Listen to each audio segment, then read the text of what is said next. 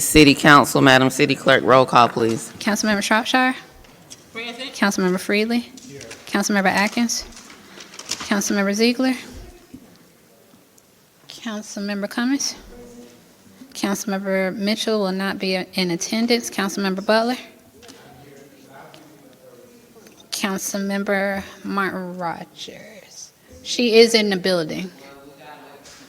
Got it. Okay.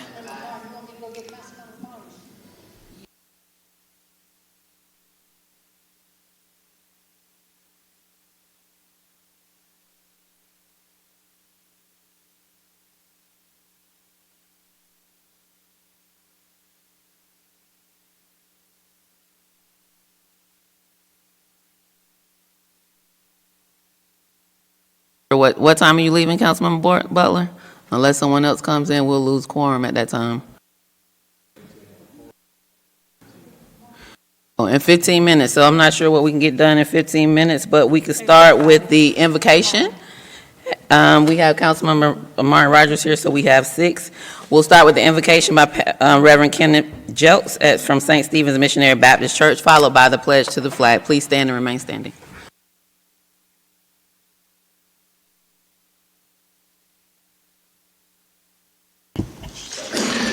Gracious One, we thank you for the time so graciously granted on today. We pray your power upon this august body. We ask that you would govern our hearts and minds, agendas, and you would cover and keep not only our city, state, but our country and our entire world, that we might come together in a spirit of unity. We thank you for jobs, and we thank you for those who serve. We pray, God, again, your power for the least, the less, and the lost, that what we do here today might be governed by an attitude of gratitude, looking to cover those who are in need. We thank you. In your name do we pray. Amen. Amen. I pledge allegiance to the flag of the United States of America and to the republic for which it stands, one nation, under God, indivisible, with liberty and justice for all. Our Sergeant at Arms this evening is Captain Robinson. Thank you so much for your service. Can we get a motion to adopt the council agenda? So moved. Is there a second? It's been moved and properly seconded. Any discussion? All those in favor? Aye. All those opposed?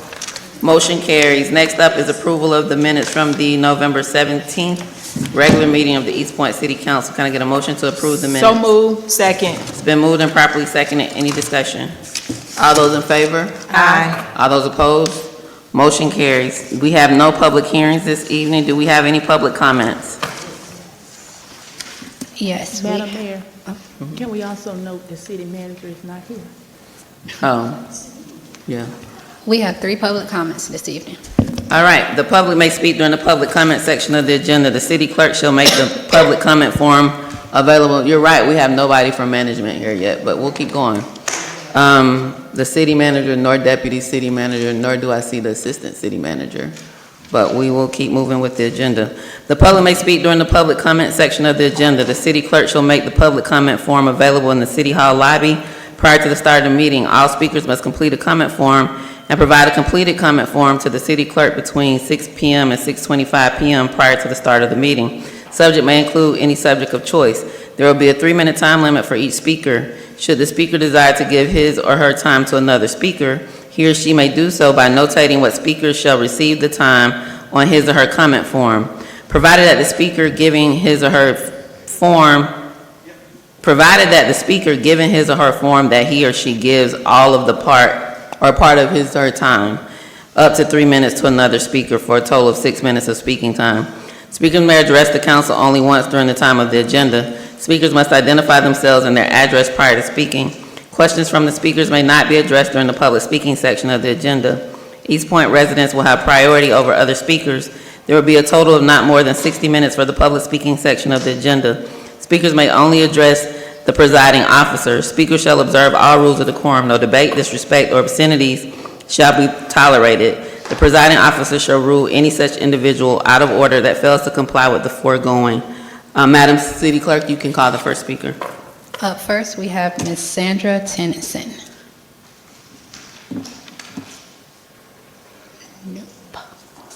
Okay. All right. Mrs. Ernestine Pittman. Huh. No, I don't, no. Happy holidays, everyone. Good evening, Madam Mayor. I will be speaking tonight about City Manager Jones' actions and inactions. 1, after taking over 11 months to get a vote of the council to move forward with fixing the holes on Mr. Willie Jackson's property at the last council meeting, no work is being done. Why? Mr. Jackson and the council need an update concerning the completion of the work. 2, City Manager Jones wants to use BIDA as a conduit to launder money from the general fund to pay for a $20,000 grant award to Mario's Art Academy.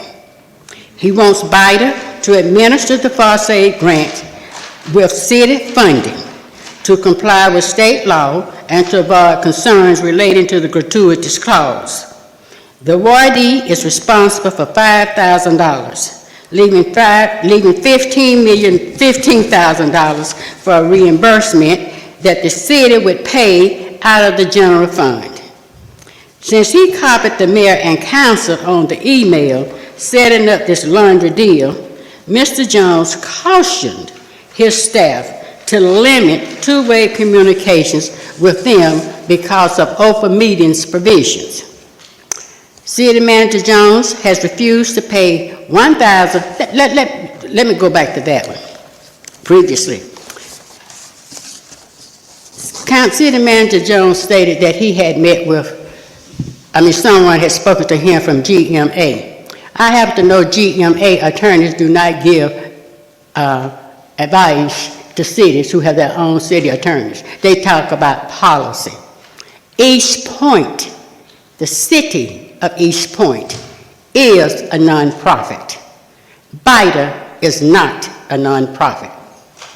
That is why the state gave authorities to the cities to have these authorities, to do what government cannot do because of the constraints of tax-funded taxpayers' money for certain items. Now, I'm going to talk more about this laundering of this item on my website. You'll be able to get that along with documents. Now, back to number 2.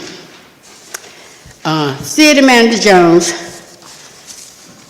has refused to pay $1,300 to a robocalls vendor used by Councilmember Shropshire to inform residents about food provisions before Thanksgiving. Mr. Jones considered the robocall a council event rather than communicating with residents. Councilmember Shropshire used the charter and city policies in her awesome response to Mr. Jones. Having been a council member as well as a mayor and one of the signees on to expenditures for communicating with residents, that's an ordinance, where $2,500 is placed in every council member's allotted account in the budget item under their wards, along with the $21,000 that's due today. Sorry, Ms. Pittman, that's your 3 minutes. The 6 minutes? That's your 3 minutes. This, That's is Mr. Willie Jackson giving you his 3 minutes? Yes. Okay. Okay, thank you, darling. Sorry. Now, as long as I served on the council 10 years, I never went to a conference other than the one that was required by the state for all newly elected officials one time. I never attended a GMA meeting, a National Council of League of Cities meeting, or anything else. I spent every dime in my budget communicating with the residents.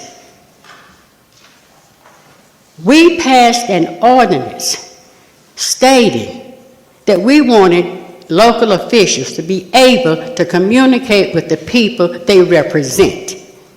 Now, according to our budget setup and with the state, any item, travel and training, education, communicating with residents, that's the total budget for council members.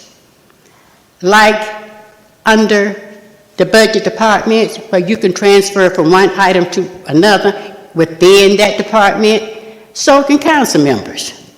They can use all their money for travel within the policies and procedures that's outlined, or education, again, within the procedures and policies that outline. The only thing they cannot do is to transfer money from communicating with residents to either one of those other two. There's nothing to keep those other two from transferring the money to that. Now, you sit up here. This is legislation that we passed, that we talked about. In 2006, when we did the revision of the charter, I made sure I found out exactly what was what, so our house law degree would not compete with what the state and other laws on the books had to say.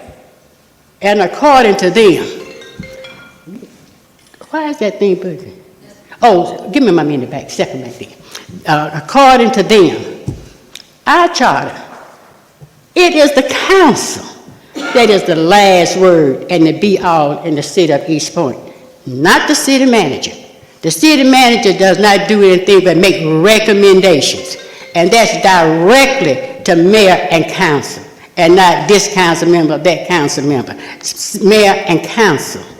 So when I saw this email with 8 people CC'd on it, no.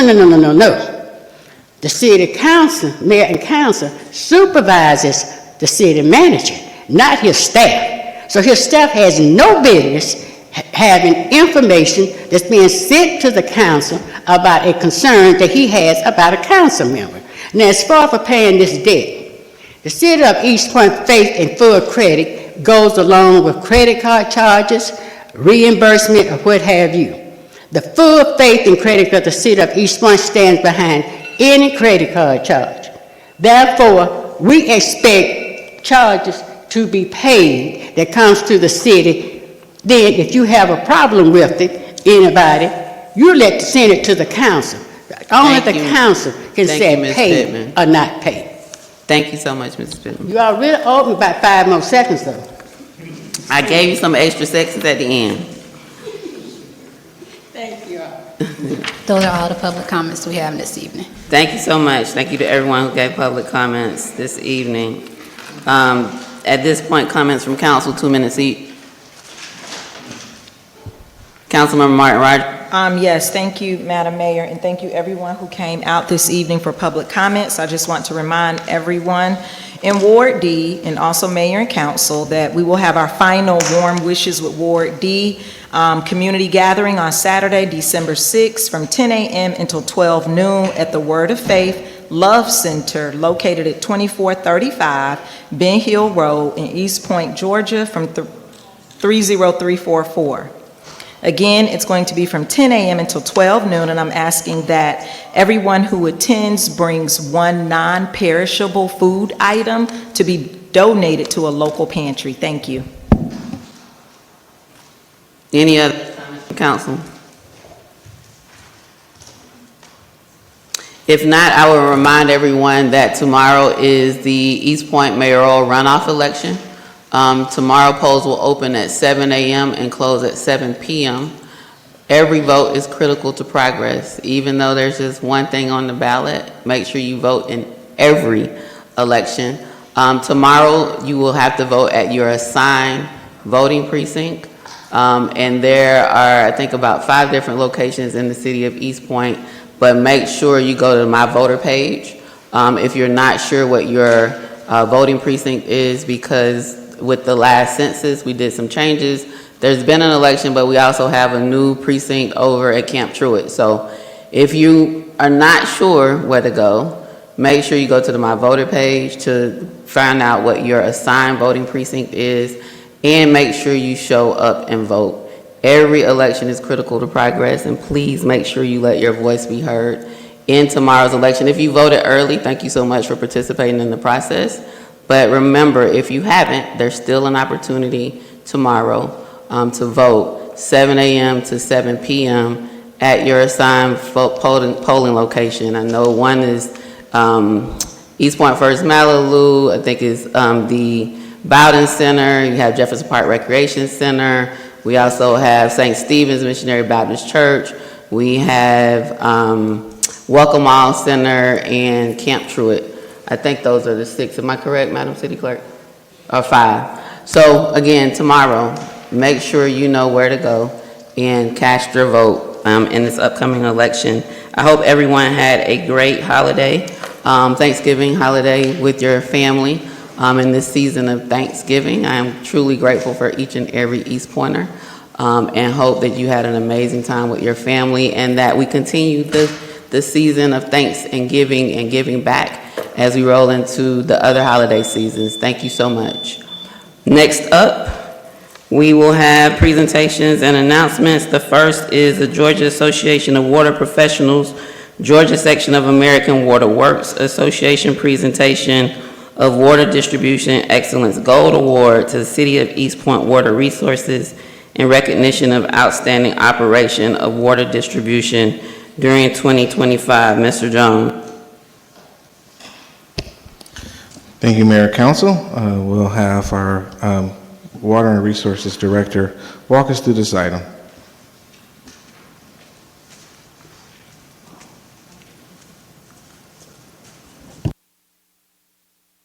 Sorry.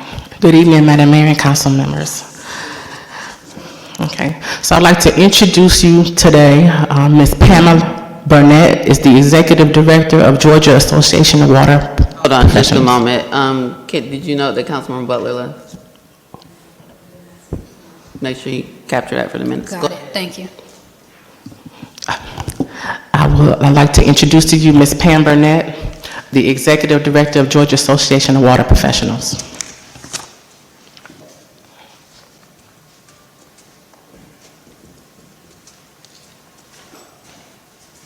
Good evening, Mayor and Council. So happy to be back here with you. I was here in January and presented the first award I've ever presented to the City of East Point. I'm so happy to be back here again.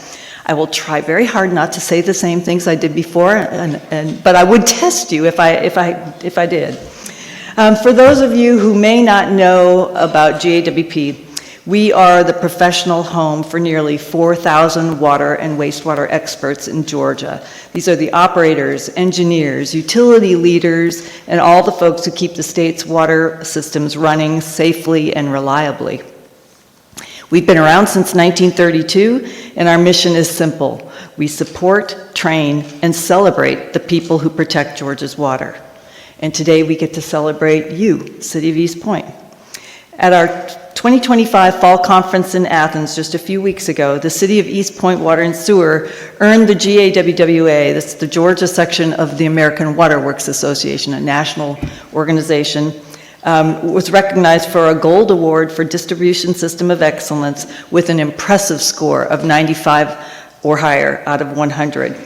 And if you've ever seen the audit package, it's big, and you know this is no small accomplishment. The evaluators show up with their clipboards, their checklists, and the determination of people who take finding the tiniest of details as a personal challenge. So they spend 4 to 6 hours reviewing documentation. They're walking the system. They're making sure every valve, map, plan, and record is in top shape. There are plenty of opportunities to lose points. Even 1 point is a big deal. But the City of East Point rose to the occasion. The goal of this program is to help utilities across Georgia elevate performance, safety, and reliability.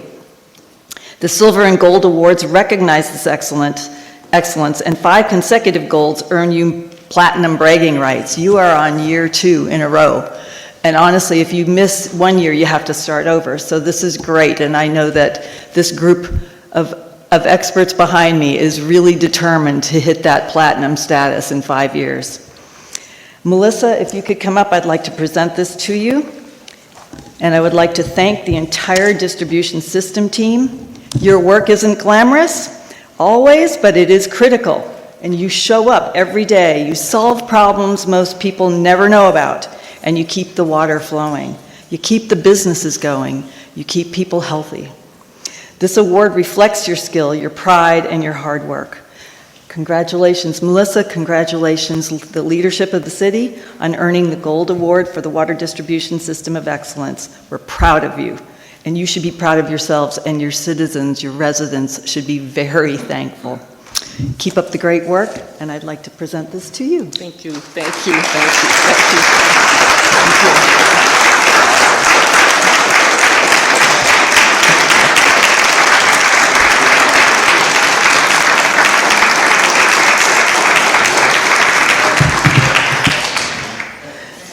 So I would like to first thank the fire department, Chief Corey Anderson and Chief Hill, an assistant with the one-day audit. I also would like to acknowledge the Georgia Association of Water Professionals audit team. We had Mr. Chip Butts of Douglas County Water Authority, Bobby Hernandez of Columbus Water Works, and Patrick Person of Fulton County Public Works to do our audit for the Gold Award. And team, I would like to introduce Mayor, Council, and the City Manager's Office to the City of East Point Water and Sewer team. So as I hate with my back turned to you all, but if I say your name, if you could please join me at the podium, I would appreciate it. I have Ashley Cutter, the project manager and the lead for the audit.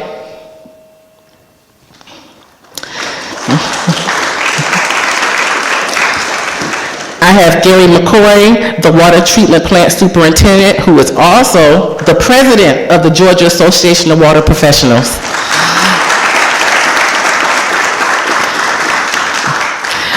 Kathy Moon, assistant water treatment plant superintendent.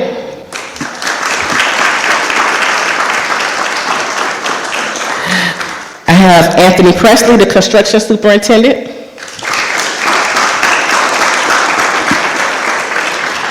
Eric Emmett, stormwater manager.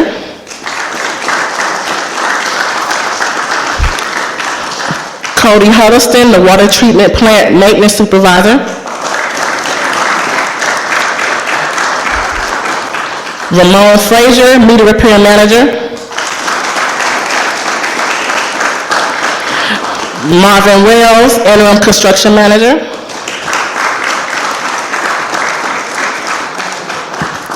Thomas Perdue, water maintenance foreman.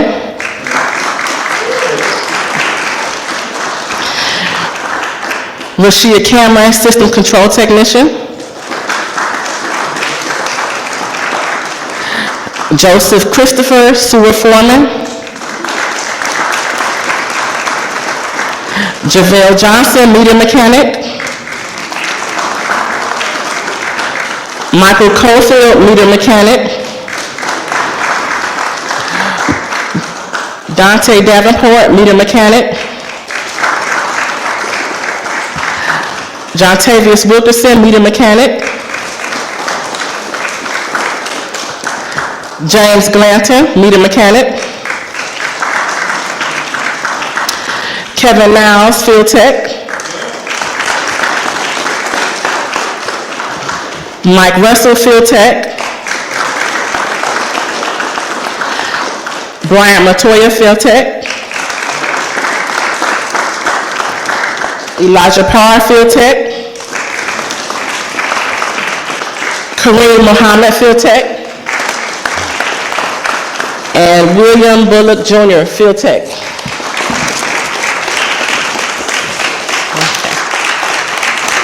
All right.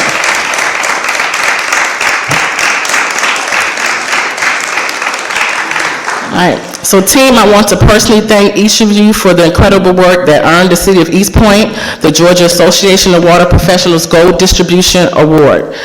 This honor is a testament to your dedication, teamwork, and the care you put into everything that you do. You show up every day committed to excellence, and it's because of your effort that we can deliver safe, dependable water and sewer services to our community. I'm proud of this recognition, but I'm even more proud of the people behind it. Thank you for all you do, and congratulations on a well-deserved achievement. So I don't want y'all to go anywhere. I'm going to see if council members have comment, and then we're going to come down, and somebody's going to take a picture so that we can capture this moment. The young lady who presented the award, is she? Ms. Cameron? Pam Burnett. Ms. Pam. About how many cities scored 95 or higher? Half a dozen? So like 6? Wow. Out of 537 cities in the state? Everybody applies for the award because not everybody is willing to go through the effort Okay. for the award.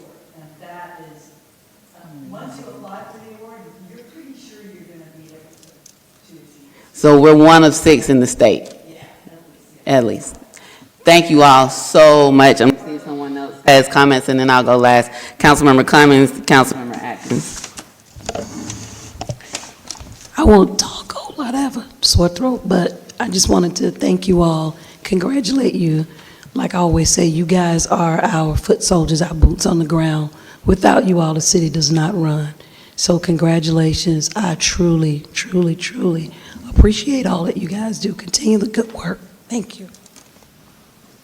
Councilmember Atkins. Yes, thank you, Madam Mayor. I'd like to echo the sentiments of Councilmember Cummings and also the sentiments of the mayor regarding what a huge achievement this is for the entire state, for East Point to receive this gold award for 2 consecutive occasions.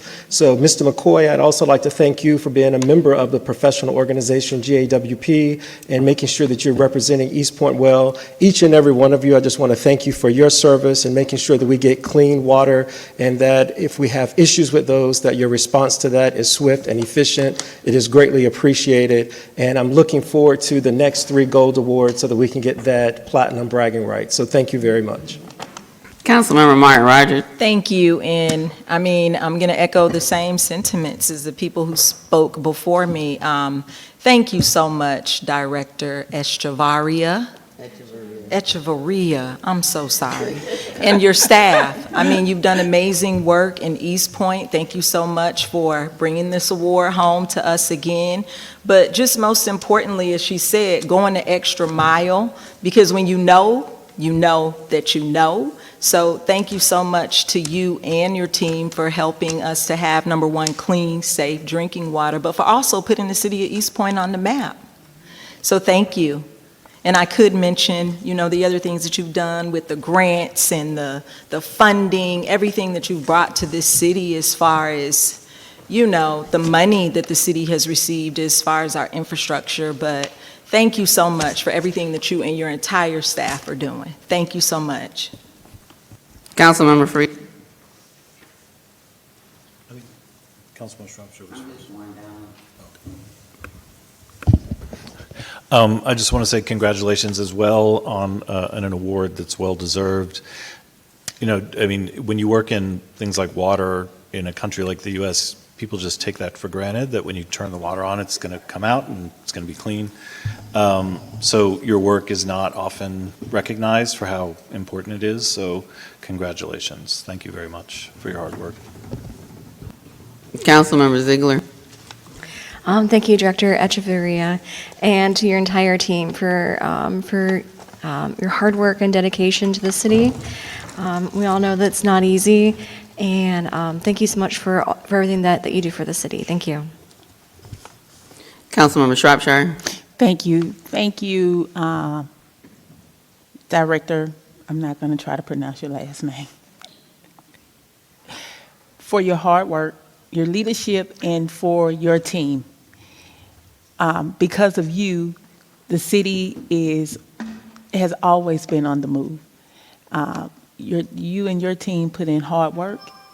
You're the reason why we have clean drinking water, why we have the best water, and why our water is around the world. That says a lot. And to have this award, it's more than just a lot. And to the people who dedicate their time and their efforts to make it work, that says a lot. And thank you all for everything that you do, each and every day that you do to make sure that everyone has clean drinking water, and it is shared on Delta. It is part of Ready Ice, and it's just amazing of all the wonderful things that you do for the city and you continue to do. And once again, thank you all. And I do have to say this to Miss Kathy. You still baking those good cakes.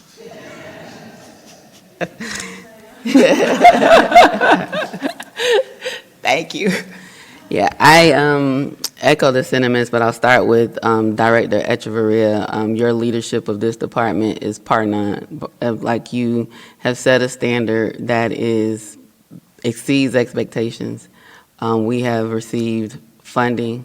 Because of your leadership, we were able to get the most, which provides us about $400,000 a month, to go towards the $326 million of water, sewer, stormwater infrastructure that we inherited without the funding to do that. Your leadership also ensures that we are one of, if not the only, I like to say the only, but there's probably a couple others in the country who have already started treating our water for PFAS, which is an issue that is impacting cities across this country. And while everybody else, I mean, federal government is only requiring us to test through 2029, we've already started to treat.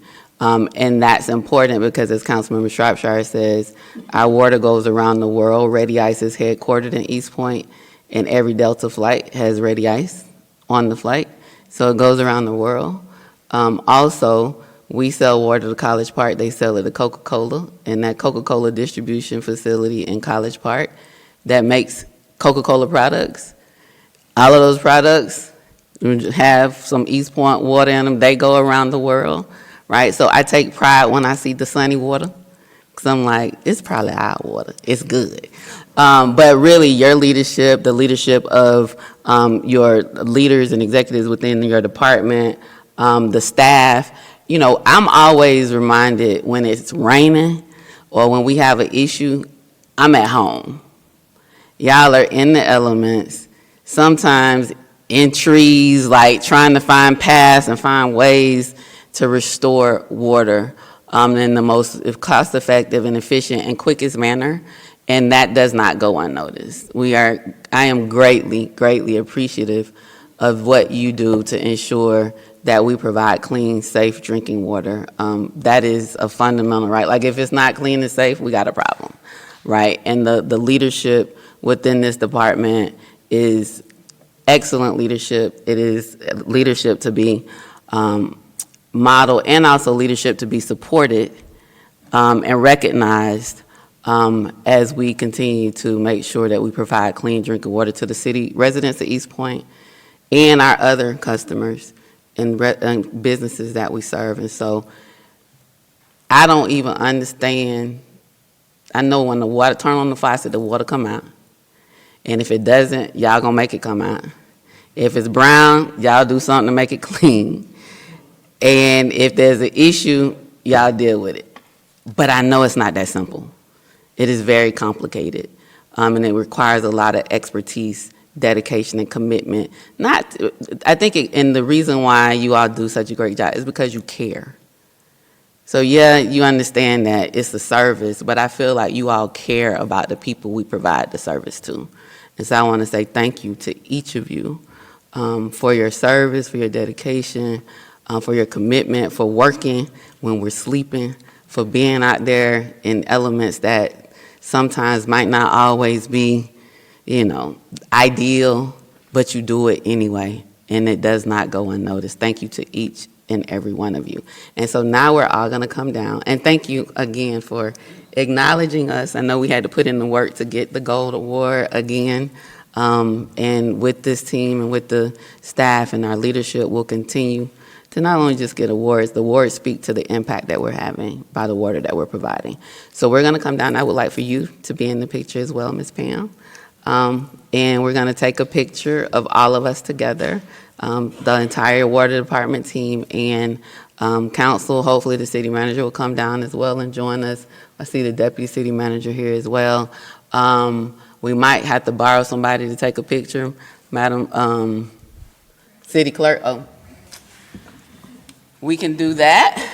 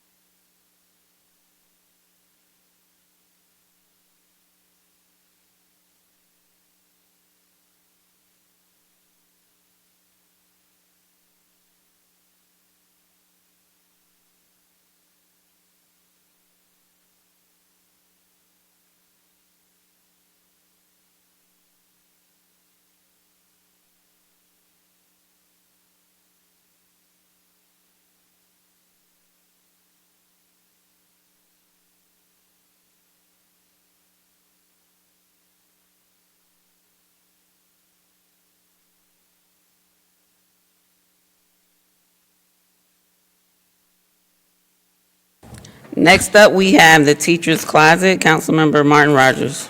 Yes, and I am going to be brief, but first I have to thank Mayor Holiday Ingram for bringing this to my attention. We have a teacher's closet in the city of East Point, and I had the opportunity to go by said closet the day of the Turkey Drive giveaway and meet the owner, Miss Irma. And so I invited her here tonight to tell us a little bit about the teacher's closet and how we can all assist in this endeavor. But thank you, Madam Mayor, for bringing this to my attention. Press the button. Hello. Good evening, Madam Mayor and distinguished City Council members. Thank you so much for having me. My name is Bernadette Irma Levinson, and I'm the founder of the Teacher's Closet, a 501c3 nonprofit organization. It was established in 2023. Our mission is simple but deeply meaningful: to uplift, support, and empower educators who pour their hearts into our children every single day. Since our founding, we have proudly served thousands of teachers across Atlanta and East Point by providing new and gently used professional clothing completely free of charge. We want each educator to walk into the classroom feeling confident, valued, and supported. We also recently moved into the city of East Point. Thank you, guys, and we are truly thrilled to be part of this community. When Dr. Rogers extended her invitation for me to be here today, we were honored and excited for the opportunity to introduce our organization and to share our vision with you. As we continue to grow, our vision has expanded.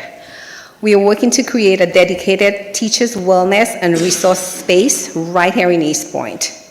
A peaceful environment where educators can shop for what they need and take a mental health break, relax, and share ideas with one another. A place where teachers can recharge, connect, and feel completely supported.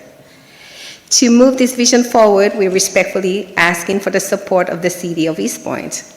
Like many small nonprofits, we face necessary overhead, expenses, space rentals, utilities, supplies, and operational costs. With the city's partnership, whether through financial assistance, resources, or guidance, we can secure a permanent home and continue providing these essential services to educators who shape the future of this community. Before I close, I also wanted to take a moment to sincerely thank the city staff. Their patience, guidance, and kindness throughout the application process made it incredibly easy to navigate the system and to do business in the city.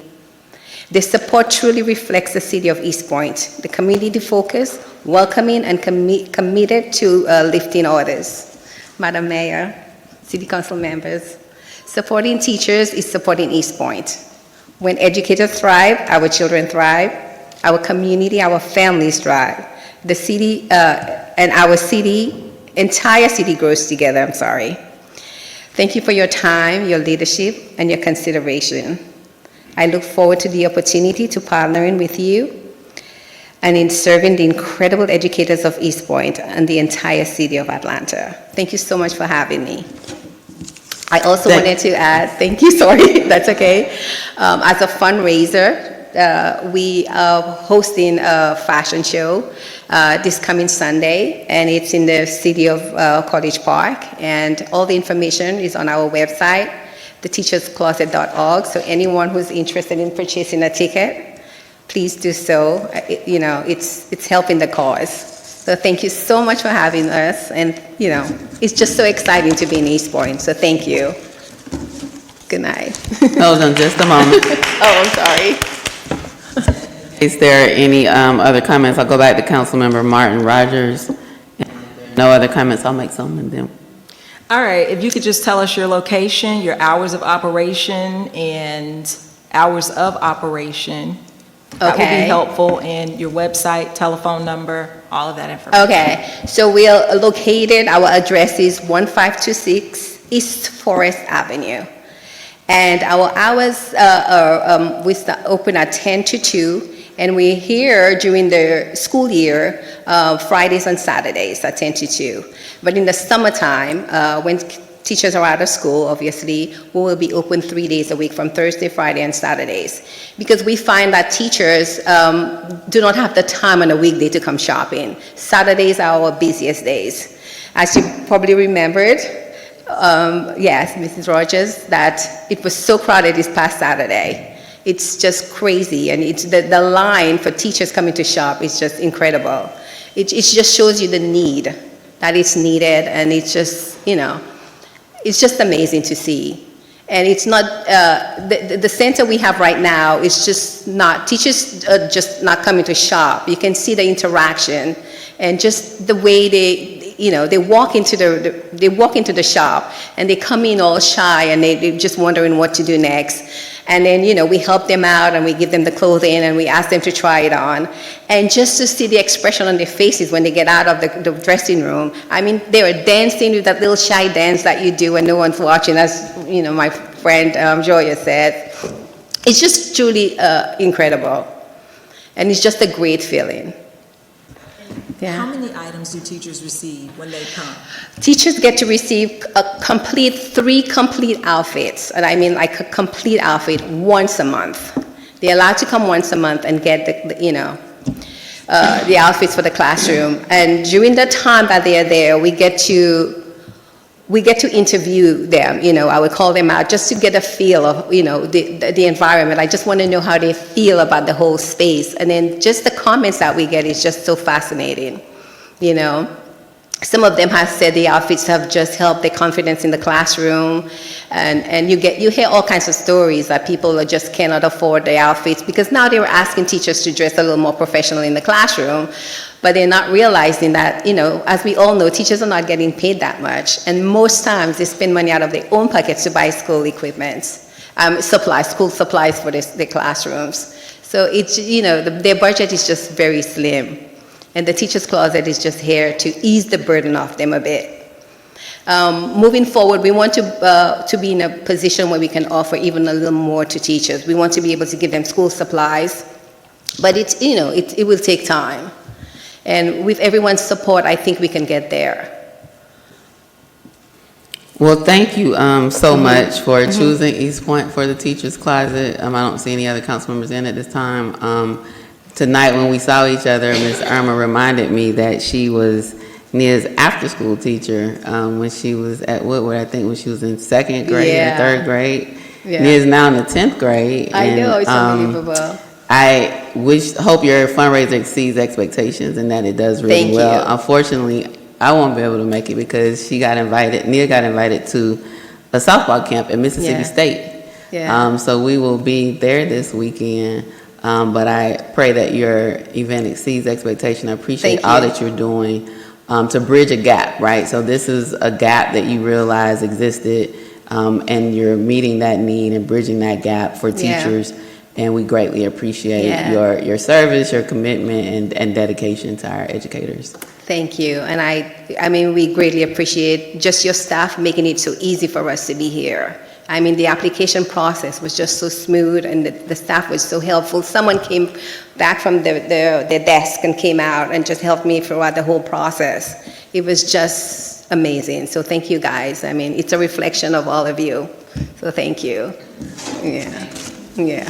Have a good one. Happy holidays. Thank you so much. Do we have any committee reports, either from HR, Budget, and Finance? Yes. Councilman Martin Rogers.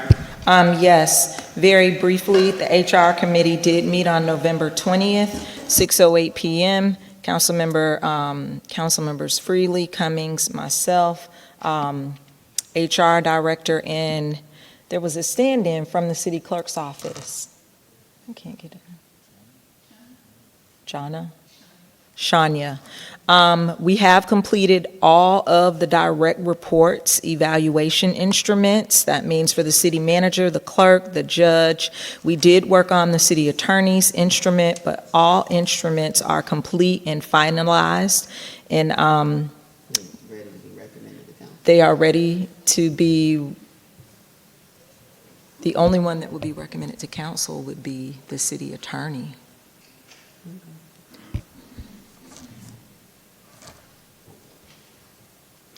The city attorney recommendation form will be recommended to council.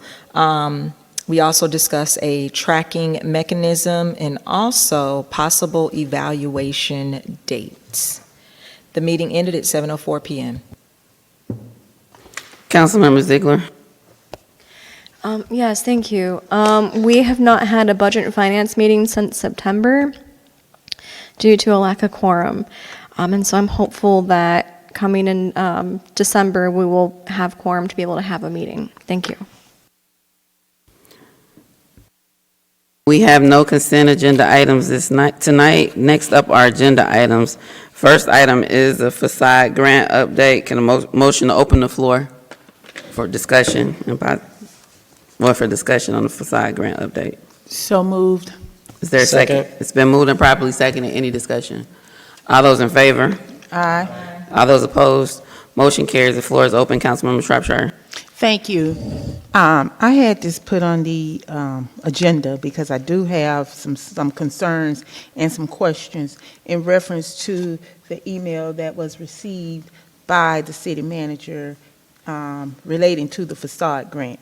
And I have a couple of questions, and I know that the city attorney was not copied in the initial email, and when she was copied, I'm going to take it that she had some concerns in reference to the facade grant. But here's my question.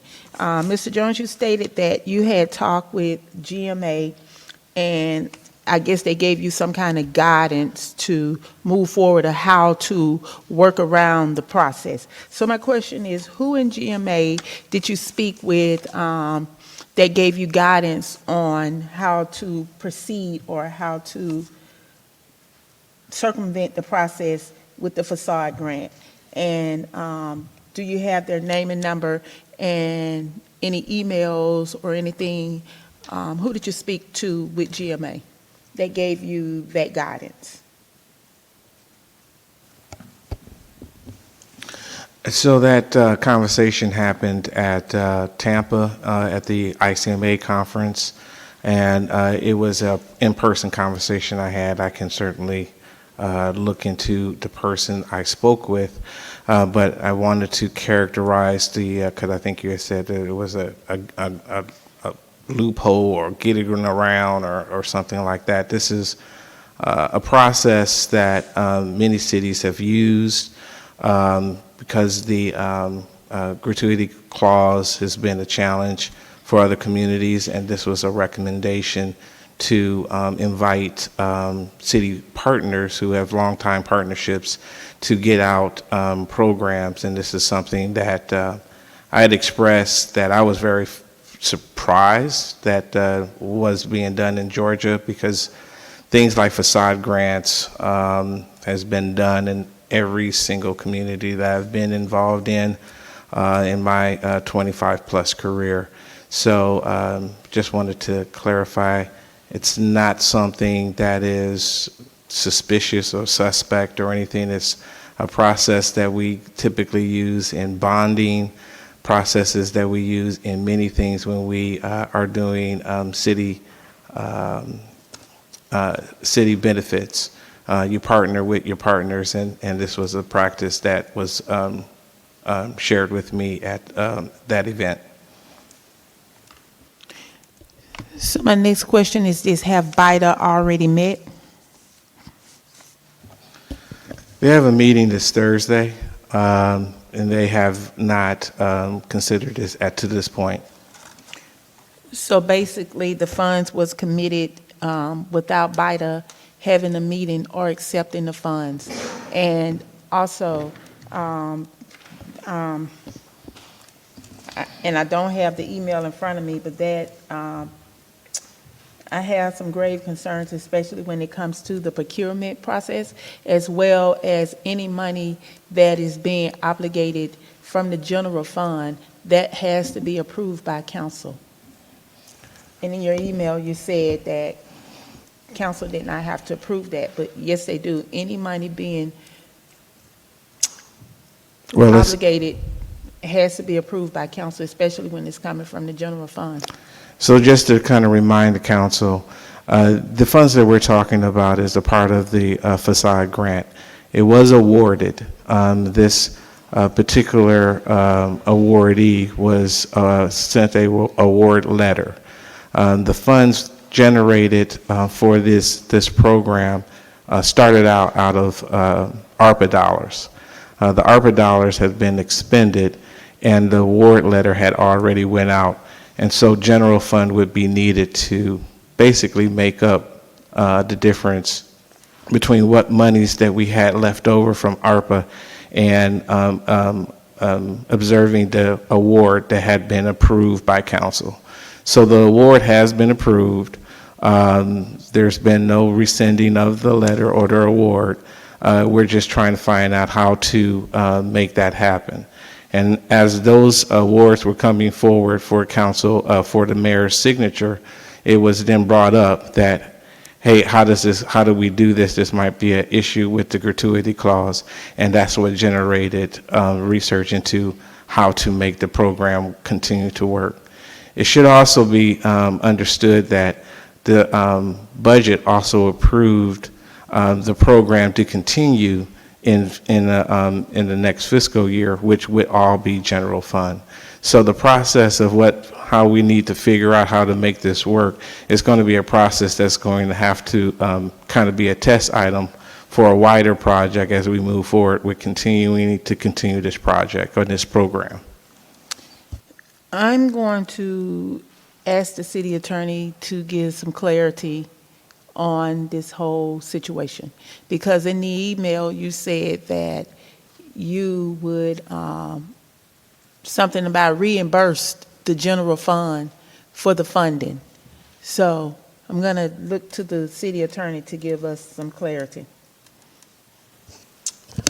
Well, good evening. I didn't mention any reimbursement. Maybe no, that in the email initiated, there was something about reimburse the general fund. I have to go back and look at the email that Mr. Jones sent out. certainly. The only thing I sent out, I sent a response to the email that was sent, I believe, by Councilwoman Martin Rogers. I responded to that today at about 10:11 with just my opinion based on the email thread that I was copied on. And it simply says that there were 4 steps that the city manager's office outlined for getting this grant funding to the recipient. I included a section from the charter that talks about transfer of funds. If his email intended for the money to come from the general fund and go to BIDA, then that would have been a transfer that is governed by Section 5-103D as opposed to a procurement matter. If it was coming from BIDA's budget that they already had, then I didn't have any opinions as to the steps that he outlined. But certainly if it's coming from the city, it's not a purchase of goods and services, which would trigger procurement, but it would trigger the transfer not within a line item or not within a particular budget and line item. It would be a transfer out of one pot to BIDA's pot, which you would have to use the transfer procedure, which is approved by ordinance. Thank you for that. And I do have the email, and it said, council update, should the BIDA board approve the award, I plan to authorize reimbursement from the general fund. I'll yield. So I was trying to pull up the charter section. I don't see anyone else in. I thought I'd have a little bit more time. I think I find it quite interesting that the city manager suggests that he has the authority to give, transfer, move out of the city's general fund $20,000 to another organization without even an MOU. When we did Southside Day, in my conversations with the city attorney, we already had decided that we would do a MOU because it wasn't an event approved in the budget. so council had not already voted on that. There was no money exchanged. It was organization wanted to give back to the community and partner with the city and use the city's facilities, and the city manager specifically asked me about an MOU for that. So to suggest that we need an MOU for that, but $20,000 can go from the general fund to another organization without council approval, without an MOU, is quite concerning. Like I said, I haven't pulled up 5-103D for the charter, but the city attorney indicated that an ordinance is required. Clearly, there is something that has to be agreed upon, adopted by this council, to suggest that the city manager has the authority to give money to third parties. In fact, tens of thousands of dollars, I know that, I'm hoping that that wasn't the intent. And so the other concern is this the business that was on the 50 worst list, and there was discussion at council meeting about funding that award? Is this that business? No, it isn't. So where did this business come from? This is a business that received the award that was at one time told that it wasn't going to get an award because nonprofits weren't identified in one of the initial eligibilities. This was found out after an award letter had went out, and the council had been briefed on that. So this is somebody the concern was raised by council about funding nonprofits, would suggest there wasn't an agreement by this body around that. And now the city manager is deciding that to give that entity funding, the city manager will send $20,000 of general fund money to BIDA without a MOU, without any agreement or action by this council on something that sounds like there was a discussion about and there was concern about actually doing that. Is that what we're saying? No, the concern was that we weren't observing our letter of award, and that that this organization was deserving of the award grant, and that was the concern. What was the name of the company that was on 50 Worth? Because I don't recall there being two different issues. Yeah, these are two different properties, totally not even in the same locations.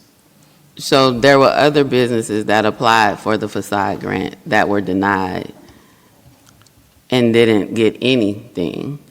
There's this business that applied, a letter sent out, and there's a whole lot of concerns about how this was handled, but a letter was sent to them giving an award without knowledge of this council.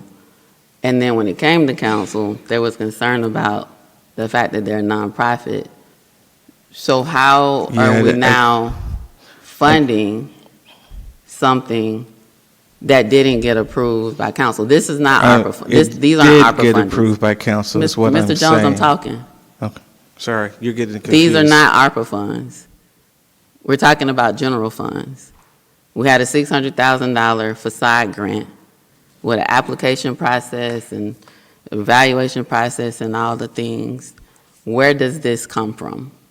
And how are we now deciding that we're going to use general fund dollars outside of the approved facade grant program for which ARPA was the funding source? So it wasn't taxpayers' dollars. It was funding received from the federal government that we can use in that way. How do we get to funding this organization with general fund dollars by sending the general fund dollars to BIDA? And I think the email said to get around the gratuities clause, it was in writing in an open records email with no MOU and no action from council and a caution to council to not vote by mail, by email. Mr. Jones? You didn't want to hear my response, so. I was talking. I think it's rude to talk while I'm talking, and so now that I've stopped talking, I'm asking you for a response. Well, you are conflating two different issues. You wouldn't allow me to help you recall the I'm appropriate allowing you to project. speak right now so you can deconflate the issues. It sounds like you're interrupting me. You can deconflate the issues at this time. Council members, comments, I don't need help. You can go ahead. You So can the go ahead. the issue of the business that was on the 50 Worst came into compliance and was downtown East Point. It involved a church property where a judgment from the courts had waived some fees but didn't waive some of the 50 Worst properties. The property, the awardee in the project that we're talking about now was awarded the award by council. Council approved that award. That award went out, letting the awardee know that they had won the award. That was approved by council. Now, those items on their final approval had to come through and get signatures, and then you had asked in your due diligence as mayor that you wanted to see those actual items because there was some time lapse that had happened since the initial award and the list of projects that were being done and what the work was going to be. You wanted to see those things. Those generated coming back through Contract Works so that you can actually see those things. That process had went through, and at that point, that's where the understanding that this project wasn't going to be covered under ARPA, because ARPA dollars had already been spent by the time that had went through that additional layer of approval. At that time, that's where my response, which was email saying a general outline, certainly a MOU could be a part of that process. Certainly anything that BIDA would ask to have, once they approved it, could be a part of that process. But essentially the idea is clearly had laid out on the process that has been done before on how to get this awardee project, which was, I think it was $20,000. Get that project awarded out.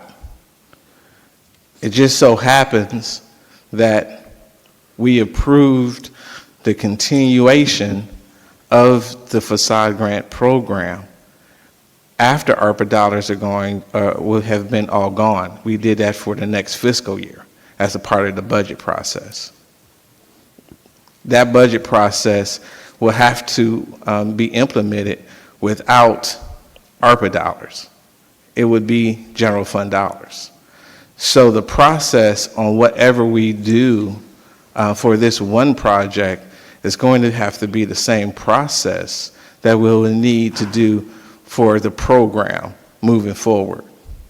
So whatever process, MOUs, any other due diligence that would be required from any partner that we partner with, whatever that process is, we're working through that because obviously we haven't done it up until this point because we haven't had to work the program without ARPA dollars.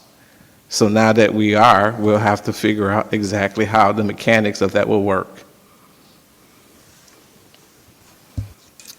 Email dated November 16th.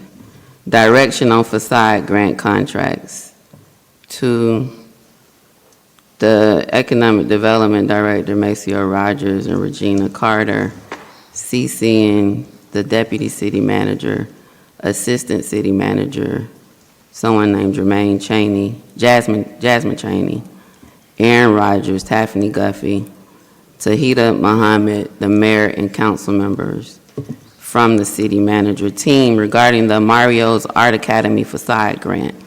Number 1, BIDA board action. Maceo, please coordinate with Regina to place this request on the BIDA agenda for next month so that the board can take action to approve the $20,000 grant award. Reminder, the awardee is responsible for the first 25%, $5,000, leaving $15,000 for reimbursement. Number 2, funding source.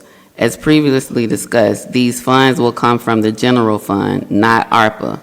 Per advice from the Georgia Municipal Association, using a nonprofit intermediary like BIDA to administer the grant with city funding complies with state law and avoids concerns related to a gratuities clause in the Georgia Constitution, Article 3, Section 6, Paragraph 6. Number 3, awardee communication. Maceo, please reach out to the Mario's Art Academy to apologize for the delay and update them on the next steps. Number 4, council update. Should the BIDA board approves the award, I plan to authorize reimbursement from the general fund. This approach maintains compliance with state law while ensuring the grant program moves forward efficiently. The amount is also within the city manager's procurement authority and would not need additional council approval. For transparency reasons, I have copied the mayor and the city council, so please observe appropriate open meeting provisions and limit two-way communications. Thank you all for your attention and support. Your email indicates there's no further additional city council approval needed. To suggest that we could do an MOU, we could do this, that, and the third is counter to what you put in writing, because a MOU has to be approved by council. And so, you know, I'm not conflating issues. That question I asked is still not really being answered, because the program that was approved was a ARPA-funded program. If a facade grant program is approved in the budget, that means that's a whole new program, a whole new process, and rules and procedures have to be established so that it can be open to everyone to apply to receive funding from the general fund. And the email that you sent suggests that we can go to BIDA without any further council action or approval and transfer $20,000 for a grant to this business without any action. So that's without a MOU, that's without a resolution, that's without an ordinance, that's without anything. And the city attorney, who was not included on this email, has indicated that if the money is going from the general fund to BIDA, that would be a transfer under Section 5-103D in the city's charter, which does require council action. So now I think some others have chimed in. I'll go to Council Member Atkins. Yes, thank you, Madam Mayor. Madam City Attorney, I just don't want to run the risk of saying too much. I remember this instance, this issue was discussed in executive session. It was tied to one of the other categories, real estate personnel or legal. So this was discussed in executive session. And again, I don't want to risk saying too much. It is my recollection that we left the executive session saying because of the relationship that we would want to make good on the letter that had been sent to the organization. So I don't really want to go into a lot of detail because it was an executive session discussion. So I remember us talking about this, and based on what you're sharing, Section 5-103D, it would require, in order for us to move forward with that, we would have to take a step where the council would be involved. Is that correct? Yes, it is correct, because you would be moving money from the general fund to BIDA. It would require an ordinance. There's nothing wrong with BIDA doing it, but to get the money to them, there's a process. Okay. You mentioned that this was a part of a larger conversation. You're correct. I don't recall the council saying make good on the letter, only because this art academy was deemed to be ineligible for the facade award because they are a nonprofit. So I remember the conversation, I just don't remember that conclusion. Okay. But it's not saying it's not true, I just Right. don't. No, I understand. I completely track and understand what you're saying. It was just my recollection that based on the discussions that the sentiment was that we would make good. But yes, I understand if it wasn't something that you remembered out of that discussion. So is it most appropriate for us to then take action on this by ordinance after the BIDA board has met and has agreed that they would participate in the process? I think that's backwards. I think that there would need to be the action by this body to transfer the funds and some agreement, MOU, whatever you want to call it, that requires them to spend the funds on this. Because if you just send them $20,000, they may spend it on something else, right? And so if that was the intent of this body, was to give them the money for that particular purpose, then there needs to be a condition on them getting it. Right.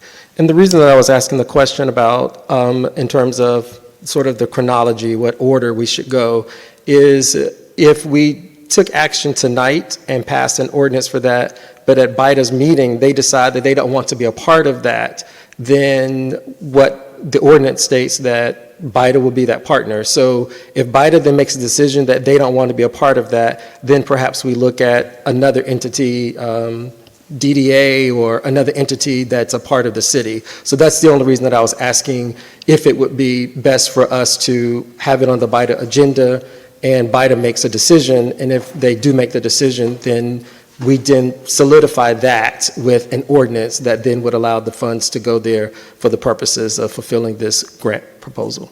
Two this things. The award. reverse could be true, though, right? BIDA could make the decision to be a partner, but this board may not approve sending it. Okay. Right? And then the second thing is the DDA would be eligible if this business, well, it's a nonprofit, is in the downtown.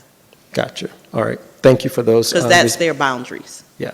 Thank you. Thank you for those responses and the clarification. I yield. Yes, and just for clarity, I think that the reason why it's coming out of the general fund is because this organization is not eligible per the rules outlined, and that's why it's coming from the general fund, because we wanted to make good and we wanted to keep this relationship with this business, and that's why it's coming from the general fund and not from the ARPA funds from the facade grant. That was my understanding. Again, it's an uncomfortable discussion because this was discussed in executive session, and so at some point, I'm not sure how much we can talk about in this setting. Councilmember Shropshire. Thank you. Just to be clear, regardless of whether it's coming out the general fund, it still has to be approved by council. And that is the key part. The city manager does not have authorization to do it without the approval of this body. And so none of my statements dealt with executive session discussions. I read an email that the city manager sent to us, which is open records. That email didn't disclose anything from executive session. It talked about the process by which the city manager assumed he had the authority to send $20,000 to another organization without council approval. And so bringing up executive session, this is not where we discuss executive session, it's confidential. That wasn't what I discussed. What I discussed is council's involvement, and that's important. The notion, or to have a notion that the city manager can send tens of thousands of dollars to another organization without council approval is the issue. The other issue is if there is a new program for facade grants that's being funded by the general fund, that's not the program we just went through. The program that was approved by this council was $600,000 for facade grants through use of ARPA funds. Now we're talking about using taxpayers' dollars from the general fund to give to businesses for facade improvements. That type of program or that type of action has not been vetted by legal. There hasn't been a process established nor an organization identified to do that. The city attorney just said that if this business is in downtown, it would be the DDA, not BIDA. I'm not sure the location of the business. And we have to think about the fact that there were, I think, 80 applications, if I'm not mistaken, for the facade grant through ARPA. And now there's a different funding source, which means this is not the same program, and we haven't established what it will look like to award money from the general fund to businesses such that we do not have an issue of saying we're picking and choosing how we're treating certain businesses, and we don't have an open, fair process for organizations to get funding through the general fund. So this bringing up executive session is irrelevant. The discussion is about process and approval and council's role within that, which clearly there is some involvement that has to be had by council for an outlay of capital of funding of this city to anyone. We do it through the budget for a lot of different things, right?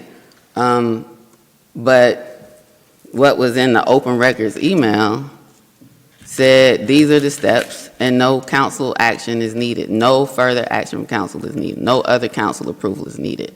And so the city attorney has suggested that we need to do an ordinance. We don't have anything before us tonight, which would mean I don't think we could take action tonight on it because we don't have an ordinance before us to be able to read, process, and vet for a general fund funded facade grant program for the city.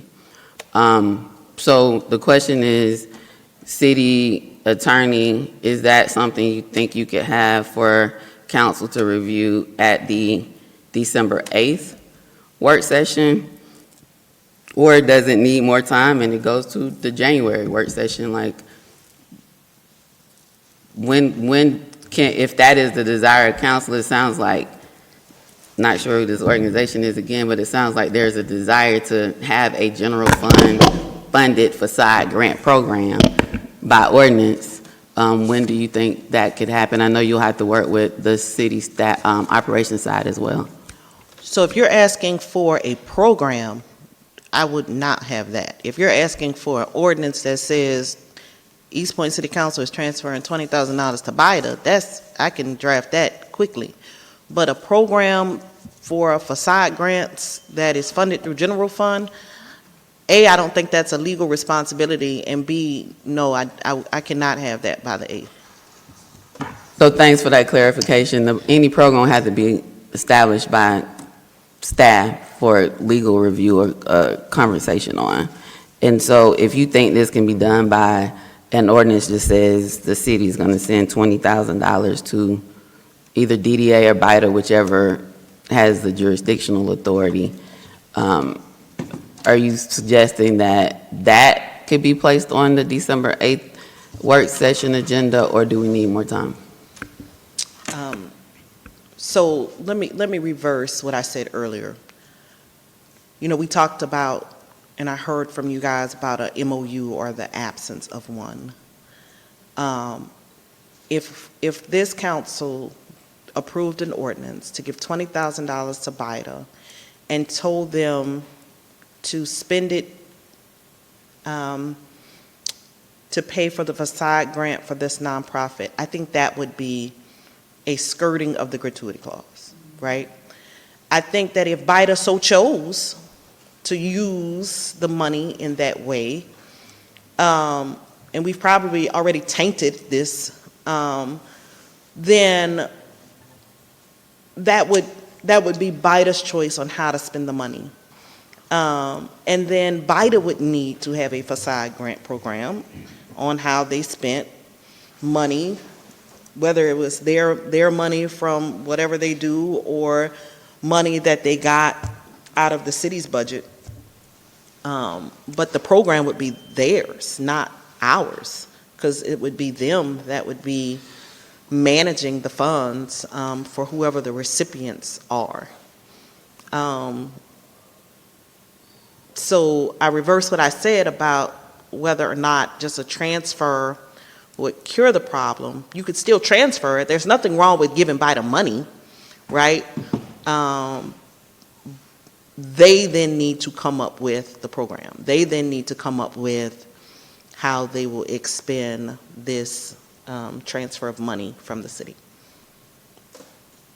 Councilmember Atkins and Councilmember Cummings. Yes, Madam Mayor, just for the record, I just wanted to say, I know that your comment said that bringing up executive session was irrelevant. For me, the reason that I said it, because it was very relevant, that's why I directed my question to the city attorney to make sure that I did not overspeak, because we did discuss this particular issue in executive session.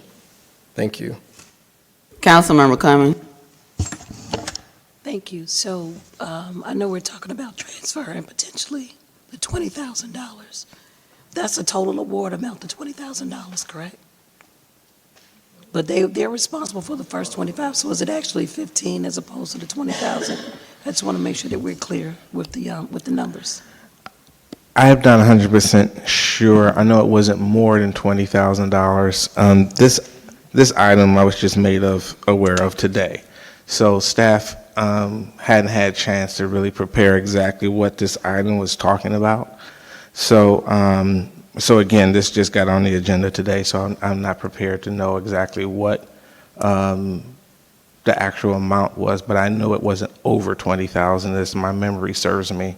It may have actually been less than that. Okay, I just wanted to make sure, because I mean, I'm looking at the email that the mayor was reading. So this particular recipient it was for 20,000. And if it's for the 20,000, they were responsible for the first 25, which is 5. So if BIDA agreed, we said we're going to pay it. If BIDA agreed to give that money to the recipient, the money that would actually be transferred from the general fund would be $15,000 and not 20, correct? If that's the case, if we're talking about $20,000 for them being awarded. Yeah. Or is that? I think the other thing is that I mentioned reimbursement. So the initial payment or award would be bared by BIDA. So I don't know. I don't have that email in front of me, but if I just recall what was just read, I think it was a reimbursement. Thank you, I yield. Councilmember Ziegler. Thank you. So, okay, so what I'm hearing is that the recommendation was to transfer the money to BIDA, but now it sounds like BIDA may have to come up with their own program, I guess, to try and expend the money. But what about this alternative? I mean, I believe that the city manager has the authority to expend up to $25,000 anyway, at your discretion. So I don't see why we couldn't just put this business organization in as a vendor or something, we just pay them. I mean, is it really just that simple? I assume you're asking that of legal. Sure. No, you couldn't do that. That would be a gratuity. Oh, that would be a good, okay. So what would be the conflict? Because we're trying to, because with the gratuity, I assume that there's some kind of a conflict, but this is to right a wrong, because they were originally told that they were going to be awarded, and then we took it away from them. And now we're like, oh wait, we should probably just go ahead and award it to them because we had initially had said that we were. So what about that instance is you know, the gratuity clause? Like, what's the concern that? It's, so two things. One is that if the council is trying to right a wrong, right? Because if you guys remember, this business, this nonprofit wasn't eligible. There was a whole long conversation with Mr. Rogers because he sent out the letter mistakenly, is what I recall the conversation being. And he acknowledged that he sent it out and shouldn't have sent it out, and They weren't eligible because they were a nonprofit. They weren't eligible for the facade program that you guys approved. Okay. So because they got the letter, obviously, and they are reliant, I imagine, on getting the grant. If this council is saying, we want to right this wrong and give them the money anyway, that's a vote you guys can make all day, right? My only thing is that by paying them out just straight, like you said, straight out the general fund, the decision to just pay them, not ARPA funds, right? Because that was different, but just to pay them out the general fund would touch on the gratuity clause. You just may be willing to take that risk, which is fine. That's this council's decision. If you want to right the wrong, as you said, of them getting the letter mistakenly. Or the other option is proceeding with giving it to BIDA to give it to them to try to skirt the gratuity. I don't think it really skirts it. I don't think it solves your issue. It just goes around it another way because you're telling the public that you're giving money to another entity for them to do what you can't do. You could do that too. That may be what this council decides that they want to do. I don't make the decisions. I can only tell you the legal implications of the decisions you do make. So if that's the will of this board, all I'm saying is you've got to transfer money out, which is a whole different issue, but to transfer money from this pot to this pot requires an ordinance. Okay, so can we maybe backtrack a little bit and talk about the gratuity clause itself and what it is and what we need to be careful with? What was the last part? What we need to be careful with, what we have to, really make sure that we're not breaking the law. In this instance, or you just want general Just law in general, 101? just in general, gratuity clause. So the gratuity clause basically says that you cannot give away city property, money, resources, in kind, anything that's owned by the taxpayers without there being some identified reciprocal benefit back to the taxpayers. So for instance, you cannot give, I'll take for instance what we just heard from the teacher's closet, right? She made an appeal to the city to have a donation to her amazing organization. But if you guys would have asked, and I know it was just a presentation, we could not give her money, right? The city could not give her money without there being a violation of the gratuity clause, because the reciprocal benefit is not necessarily there for East Point taxpayers, right? The teachers that benefit from her organization, they may not live in East Point. So you cannot identify the reciprocal benefit to the taxpayers. Here's another example of where it does work. There was a case down, I think, in Tybee Island, where there were some lifeguards that were used for some event or something, and the lifeguards were city employees, and there was a claim brought against the city that we shouldn't have allowed these private people, whoever had their event, to use city lifeguards for free.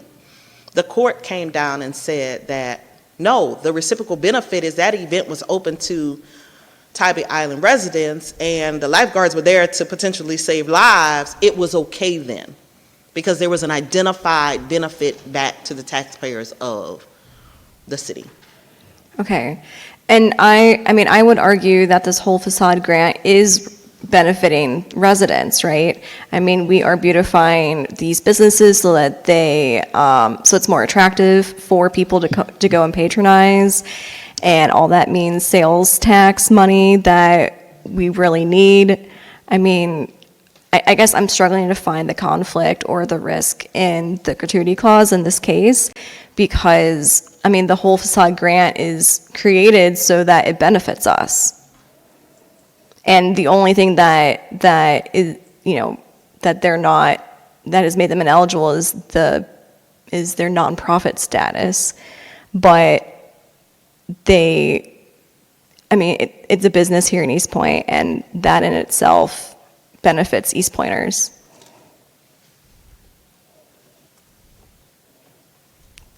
Are you done, Councilman Casugla? So there was a statement that we said we would award it. The whole problem with how the facade grant program rolled out is that staff sent out award letters to a number of businesses, all the businesses, telling them they were getting an award that council had not approved. So we did not make a decision on any of the awards. Those decisions, when the letters went out, were made by staff. We then played catch-up after I asked for all of the information, all the scoring, to see who applied and all the things, and I refused to assign any of the contracts that were sent to me that had not been approved by council because council had not approved the awards. That happened after this letter went to this business and all the other businesses, telling them that they had been awarded, and that was not a decision of this council. So we didn't make the decision that we would do it. We caught it, and then I can't remember, I think it was excluded from the final spreadsheet that council actually approved, which were approved awards. So this hasn't been approved by council. In order for it to be approved by council, and discussion about it being nonprofit and all that, that's the executive session discussion that's not relevant to the approval process. And so council never decided to award this grant to this business. Staff sent the letter. And we had discussion about how problematic it was for staff to send out all of those award letters, committing this city full faith and credit to pay those awards without council being made aware. By the time it came to us, it was, I think, at least a month, if not more, after the letters had gone out. Maybe it was only 2 weeks. I know it was after. And then we had a couple of meetings before council finally approved the award amounts, because there also was, the initial contract just said, we're giving you money. It had nothing, it did not contain any information about what they were going to do with the money, which was a concern that I raised. And so the contracts were amended, or the form template was amended to include that, because we can't just give money to people and not know what they say they're going to do. So once all of that went through the process and council approved it, then I started signing the contracts, because I was not willing to sign those contracts without council approval. So let's be clear, this award has not been approved. I don't think it was included in the final list because it was brought up about the concern around eligibility, I'll just say. And so if it was not a part of that list that actually was approved by council after all the letters went out, this council hasn't approved this. Now, moving forward, if council wants to decide that it has a different interpretation of the gratuities clause and wants to do this and outlay the general fund dollars for it, the city attorney has explained to us that it requires an ordinance. My question earlier was, when do we want this ordinance to come back? Is it the December 8th work session? Is it the December 15th meeting? Is it the January, what's the first meeting in January? I won't be here. January the 5th, January the 12th, I mean, we have first, second, and third Mondays of every month. That's the question at this point. Or if you all want to decide that later, we actually don't have to belabor the hour and decide that tonight. But it's clear that we don't have an ordinance or anything before us tonight to take action on. If that is, and that is what the city attorney is saying is required. So if there's no desire to decide a date tonight, that's fine. We can move to the next item, but it is clear that council action is required. And that there's a process that has to be followed that is not solely governed or decided by the city manager. Councilman Shropshire? Oh, I was going to say we can move on to the next item. I don't see any other lights on, so if there's no desire to decide when it comes back tonight, that's fine. The next item, we need council discussion and possible action on senior bingo. Is there a motion? Is there a second? Second. It's been moved and properly seconded. Any discussion? All those in favor? Aye. All those opposed? Motion carries. The floor is now open. Councilmember Shropshire. Microphone. We did this before, and I believe it was in September. It is with, if it goes through, we're still having conversation with Marvin Arrington office. So I put it on the agenda just in case they want to utilize the Jefferson Park facility again for the senior bingo. Still haven't picked a date, still in talk, but just place it on here. I mean, is there a month that they're looking at doing it in, or? It is a month. It will be, if it happens, it will be in December. So do you want to put it on the work session in the event that there's more Well, information that's see, available? That's it. I think the possible date was the 13th, which will come before the next council meeting. And actually, we've had this on the work session before. I understand. I'm just Yeah. saying for more information. I don't know if you make a motion, if it passes, so be it. But if there was a need for more information, you could provide it on Monday the 8th, and then the 13th is what, that Thursday or something? Saturday. Oh, that's Saturday. Councilmember Martin Rogers. Yes, Councilmember Shropshire. Who is it with again? Can you give us a refresher? It would be with Commissioner Marvin Arrington.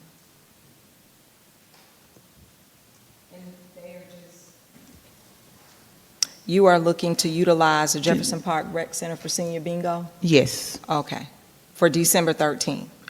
if that's the date. The date hasn't been set. Yeah.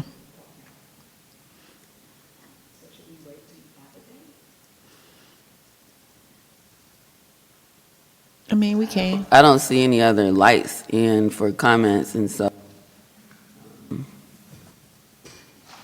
if you make a motion, if, I have, Council. thank you. Do you know if you'll have a, Councilmember Shropshire, do you know if you'll have a date for, a date that he'd like to have it, for a work session? And we could, just so we'll have a date, you think that they'll have it, like, kind of worked out the logistics? So, if we have it at work session, we can probably, if it's the 13th, we can probably vote for it. Yeah, that's why I just wondered if he could, if you think by then, between now and next Monday, you know, we'll have a date. Yeah, and I know for sure Okay, that'll work. if they want to move forward with it. I'm good with that. And we Okay. can indicate on the agenda in parentheses, action may be taken.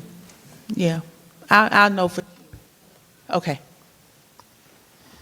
All right, I don't see any other lights on that one. Placed on the December 13th work session, action may be taken. Yes, do I need a motion for that, Madam City Attorney? Anyone? She got a date. To put it on the work session. No, I don't think so. Next item, on new city phone numbers. Can I get a motion to open the floor for discussion? So moved. Is there a second? I heard Councilmember Cummings. Right, wave your hand, just raise your hand. I got you. It's been moved and properly seconded. Any discussion? All those in favor? Aye. All those opposed?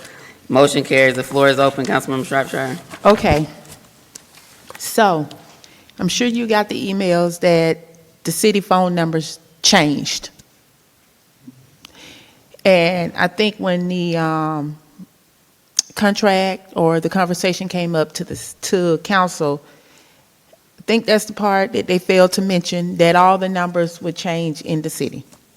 So my question is, what is the city doing to notify residents? Why the council members were not notified until today of those new numbers? So, Mr. Jones, what is your plan on notifying the residents that these numbers have changed and like the city clerk number has changed? It's no longer 207, 209? They have a whole new number. You have residents who call the city. You actually have information out there with the old phone numbers. So let me back up. So first of all, why did the numbers change? Might be executive session. There was a change, we'll just say it was a change in vendor. Is that right? Change in vendor. So, okay, so we're going to take that to executive session. But what is the city doing to notify the residents that these numbers have changed and providing them with the new phone numbers? And when will the remaining of the numbers be changed? All right, so the process is being handled with our ITS department, and they asked them to stay a little longer so they can walk us through the project and the timelines associated with it. Director Don Wellman and his assistant will walk us through the item. All right, good evening, Madam Mayor and council members. My name is Don Wellman. Okay, go ahead. I'm the IT director. This is Sid Robinson. He's our senior program manager. He's responsible for handling all the projects moving forward. So just very briefly, third quarter of last year, it looks like East Point signed an agreement with our current phone vendor to establish a better back-end for the phone technology. I think IT wanted to have better services for our phones. Our phones are typically 2 to 3 year technology based. We're at the end of that lifespan. And so the goal was to actually get a better level of service and technology for the phones. The current vendor, once they found out that we were looking to upgrade our technology, was not playing fair with us. Sir, if you would just minimize any discussion about the current vendor and only speak prospectively, that would be helpful, please. Yes, ma'am. Thank No you problem. so much. So the goal was to actually keep all of our phone numbers when we updated the telephones. However, that was not available to us. So the only option we had was to get new phones along with new phone numbers. That really was kind of the only option that we had. So we had to move forward with that.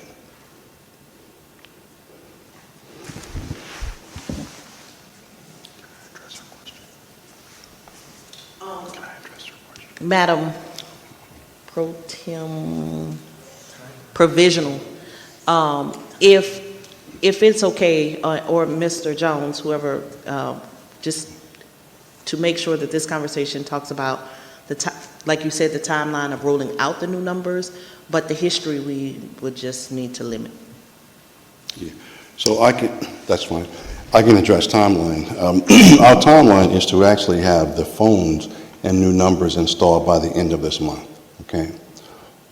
We currently have 400 new phones. We have 400 new phone numbers. My team has been getting those phones, adding new numbers, and actually we just started today to roll the numbers out to City Hall. We wanted to use City Hall as a model in case we came across any problems before we went to other buildings. So far, things are going very well. And so again, as far as timeline, we're looking at having all the phones installed by the end of this month. I'm going to let Sid Robinson talk about some of the gaps and risks that we had to evaluate in moving forward with the new phone numbers. To your point, it is a big hit. We understand that the public will probably be surprised by this, but we do have a communication plan to address that. And we do currently have a notice on our website. If you scroll down just a little bit on our home page, you'll see information about new numbers and things of that sort. But I will let Sid Robinson talk a little bit about our communication plan. Sid, you want to say something about that? Thank you, distinguished panel. The communication plan will be as such. We have rolled out things to and will be rolling out additional things on the internet. We are also addressing, I heard someone mention, ma'am, I believe you said something about other areas and where the numbers are. I have met with many of the departments to impact both things such as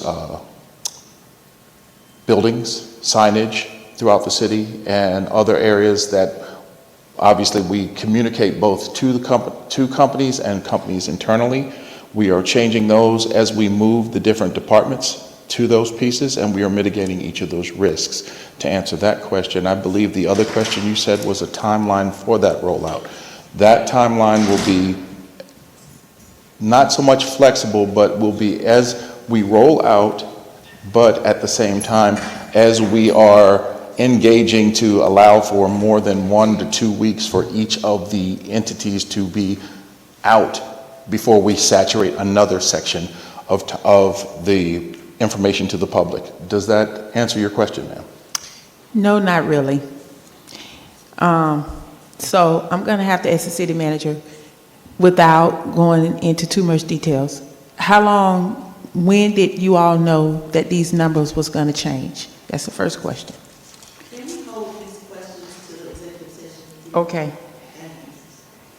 Ain't no Jesus Christ. You got residents out here who rely on calling the city.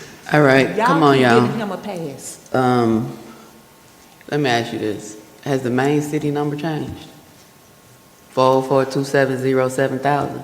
At this point, no, ma'am. So that number is still the same? It will be changing, but you asked, has it changed? I said, at this point, it has not, ma'am. When will it change?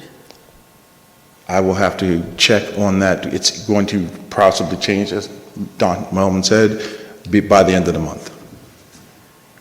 And so that's the number that everybody knows to reach to the city. So I'm assuming if they call that number now, is it telling the new numbers? We are going to be meeting with both the, what's the piece called? IUC, ICU? ICU. Folks to import and input the new number and information for that, as well as to try to pass forward that information to the new number. So my question is, all the numbers that have been changed, do we have a list? I'm sorry, say again. There have been numbers that have been changed, right? Yes. That is already. That is correct. We have a list of those numbers. Yes, that is correct. Are those departments? Do we know who those numbers are assigned to? Yes, ma'am. So the person who answers the phone at 404-270-7000, the main number, has that list? Say again, please. Does the person who is able to answer, service that answers the city's main number, have the list of numbers that have been changed, such that if I call and say I want to speak to somebody in sanitation, and if the sanitation number has changed, as a part of either transferring them or they have the right number to give to them to say, I will transfer you, but the number has changed to this. Do we have somebody that is filling in the gap until we notify residents of all of the number changes? That number that you're saying, has that changed? No. Will that be part of the change? Yes. Will it be in increments as we are doing the change?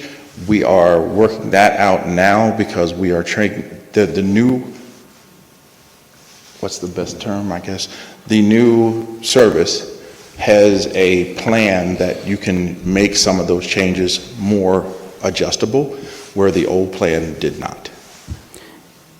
And so I think this is an operational of how do people get to departments while we're figuring out the mass communication plan. So I don't think that part is executive session. Mr. Jones, is there somebody who has all of these numbers that if somebody calls the city, they can redirect people and share with them the new number in the interim before the main number changes within this month? I'm going to answer that. One, we just started today, so this is a process, but our operator, whenever we get to our operator's number, they'll have a list of new contacts so that they can direct calls. If I'm understanding. That's what I'm saying. Like if somebody calls tomorrow. Yeah. So a number that still exists. So whatever Right. numbers still exist, is it possible to get those That people part. who have the same numbers that haven't changed, the list of all the new numbers? That's what. As we work through the overhaul and the communication strategy that's needed. Let me see, hold on a minute. That is possible. Councilmember, Councilmember, so you can deselect your mics and, oh, he's able to speak now, go ahead.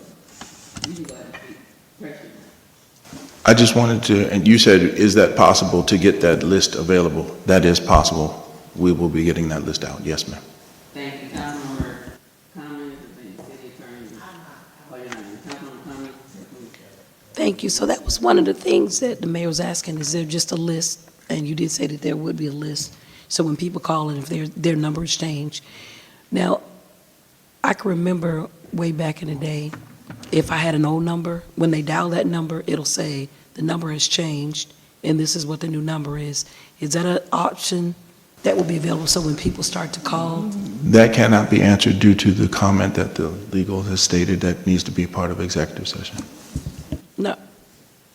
Okay, that's fine. All right, so we will, let me just kind of leave those questions there because that was kind of the thing. What I will suggest is, for the main number, if someone, in the event that it doesn't, they don't pick up, we start some sort of voicemail or something just to let people know that, numbers are going to be changing. Also, utility bills, because that's kind of like our biggest thing, just to make sure, just so that people will know, to start now making people aware that by the end of the month. So you're saying we have a cache of about 400 numbers that will change? Can you repeat your comment? So, I have it. Okay. Yes, ma'am. okay, so it's about 400 numbers. Yes, so I think it'll just be, just That's fine. to soften the blow, just Yeah, as it that's goes, fine. because that's a huge, that's a big change. Yeah. So just to let people know, so I think, well, my question for that, but, just to start, if we put something in the city email, in the utility bills and also on the city website, just to let people know that numbers are going to change. Yes, ma'am. Thank you. I yield out. We'll do that, yes. Councilmember Shropshire and Councilmember Ack. Thank you. And I was going to say, I think now would start the process of putting it in the utility bills to let people know that the numbers have changed in each department, what the new number is, and it should run until all of the numbers have been ported or all of the new numbers have come up, because what's going to happen at the end of the month, somebody's going to call customer service and the number is going to be changed.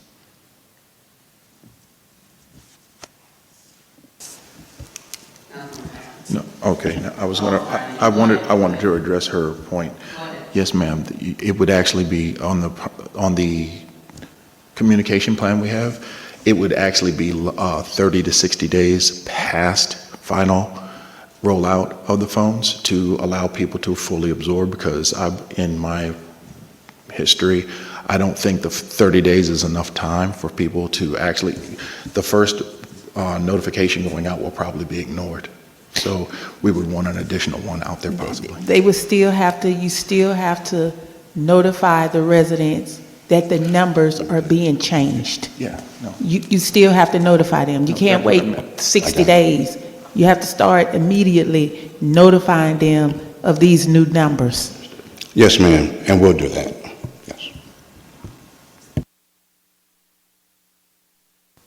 Yes, thank you, Madam Mayor. Mr. Wellman, you had stated that I think there was a question about communicating the fact that the city numbers will change, and you had mentioned something about the website and it being on. Can you just say that again, because that's when it perked up? Yeah, that's fine. I'm going to let Mr. Robinson take that. Yes. On the homepage of the website, Yeah. if you scroll down about, some people would call it just right at the first fold. It's not too far down. You will see a peach box. On that peach box, it states that the phone numbers will be changing, and it has interim numbers, which are for each department. Each department head has provided that interim number at this time for them to be on there during this shift. Okay, and that's what I thought I heard. It's the scroll down piece. Yes. So the website really should be a great informational tool. And so with something as major as changing all of the numbers in city government, is there not a way with the frame that we're using for our website to have that information before any person needs to scroll down, so that if the numbers are changing and we know that they're changing, then they don't have to go through an extra step once they get to the website? Something should be sort of at the top of the frame to let the folks know that the numbers have changed and how to reach the department, because we're asking people to do more and more steps. Understood. And that is something we were working with the web developer on, to put it at the top banner, just much like you would do a power outage or some other emergent piece. We're making it so it will be there and not the scrolling function. And then, if necessary, it should have a hyperlink in it also, sir, that would take you to either a separate page or a section of the page directly, so that those individuals could find that as easily as possible. So with the banner at the top, what is the lead time to get that done? And do we not do that internally through IT, or do we go through a vendor to change out that information? Sure, that's a good question. First part, lead time is 24 hours. We do have a vendor who is a web developer who has been working with my team maybe for the past 6 months. He's very responsive. And we coordinate with the communications department as well, but that should not be a problem at all. Yeah. I just want to make sure that we're not asking people to go through a number of steps. They're probably already frustrated dialing a number that is no longer working, and then go to the website. And then if they're not watching this meeting or don't know, they may not know to scroll down to find that information. So it should really be readily available when they go to our website. Point noted. We'll do that, yes. Thank you. Councilmember Martin Rogers. Yes, and in addition to all of those things, if I am 80, I'm not going to a website. And that's like the majority of a lot of people that just they don't have the internet. My mom is fairly young, does not touch the internet, but my dad, and they're around the same age, fluent in the internet and accessibility. So what I would like to recommend is, I think someone recommended the utility bill, but also infographics left right there at City Hall, where we have that stack of information. We need to design something, so it's right there in City Hall for people to pick up. And also maybe take the same infographic or the information over to the Bowden Center. We have a lot of seniors that are going right there to the Bowden Center.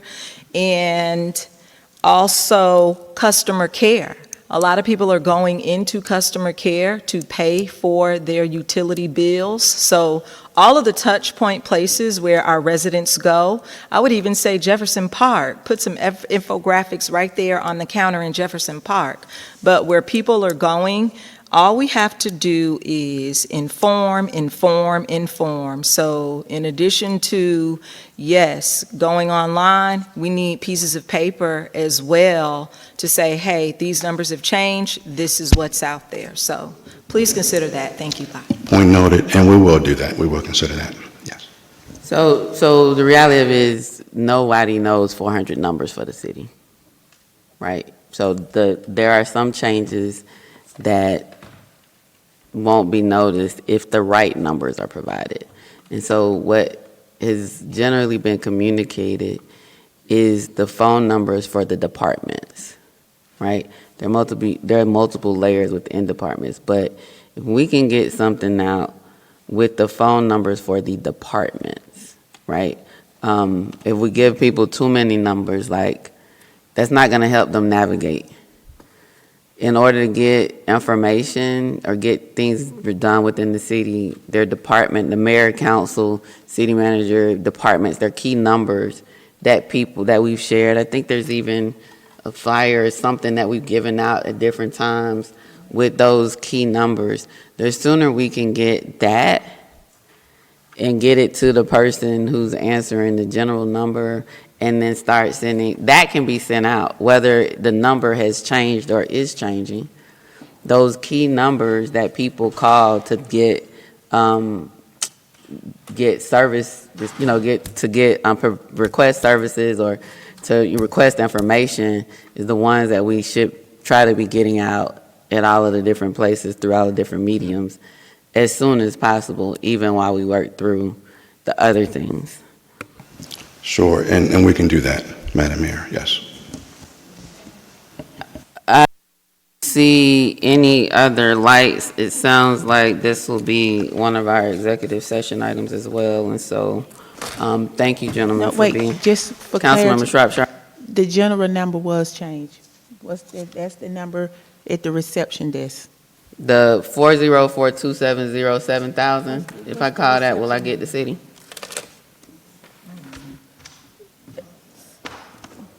So the number, was that the, so here's my question, was that the main number, 270-7001? Because I think that's just the general number that you push, and it takes you to where it needs to be. But if they need to call the reception, which had a number, that number has been changed. There is a different number for the receptionist, yes, but we also were asked to put voicemails on our previous phones, so I know my office has done it. We let them know that that phone number was no longer working, and then we added our new number to it. So the 404-270-7000 number I just called is if this number is no longer in service, what number is on the website? It's not on the website, but what I sent y'all. We don't have a city phone number, a main number? Oh, you mean like the main city number that people have been using for years. Is it 7000 or is it 7001? I think it's 701, yes. Thank you, Jinx.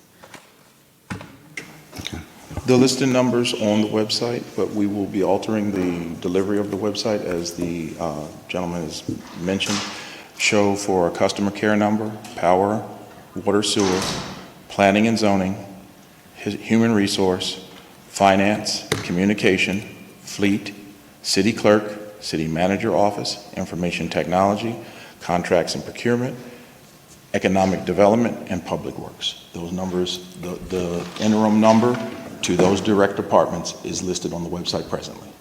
So the 404-270-7001 number is still working. So it wasn't 7001. So that must be the general city number that's working in where that information should. 7,000 isn't, but 7001 is. Okay, so that's point noted. We will take care of that. Yes. 7,000, that's the main number. Okay. 7001 is the main number, not 7,000. I misspoke on that. I thought it was 7,000. It's 70. I just called it 7,000 is disconnected. 7001 is a city. Okay. So thank you for calling the city of East Point, is what it said. That's still operating. 404-270-7001. All right. I don't see any other. Thank you, gentlemen, for being here this evening and sharing this update. And I don't know if Mr. Jones will let you know. I know we're going to be discussing an executive session, so I don't know if he wants you all to hang around or not, but that's up to Mr. Jones. All right. Do we have executive session items? City Attorney. Yes, I have one real estate, one personnel, and 1, 2, 3, 4 legal. Mr. Jones.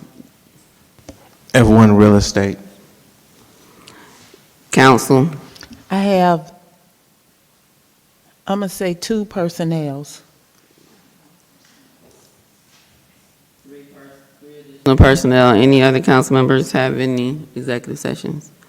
So far, we have 2 real estate, 4 litigation, and 4 personnel. If there's nothing else, can we get a motion to recess in executive session for 2 real estate, 4 legal, and 4 personnel? So moved. Is there a second? It's been moved and properly seconded. Any discussion? All those in favor? Aye. All those opposed? Motion carries. To reconvene. Is there a second? Didn't nobody say second? It's been moved and properly seconded. Any discussion? All those in favor? All those opposed? Motion carries. Need a motion to approve defense of former officer Petrovic in the Trevor Brown matter.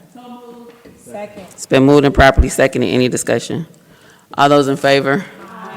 All those opposed? Motion carries. Need a motion to approve executive session meeting minutes. It's been moved and properly seconded. Any discussion? No, my recollection is that was the only action item, city attorney. I think the others were information. Oh, there was one of the people who made the motion. Can you withdraw the motion? I haven't called for oh, that is Trevor Brown. I'm sorry.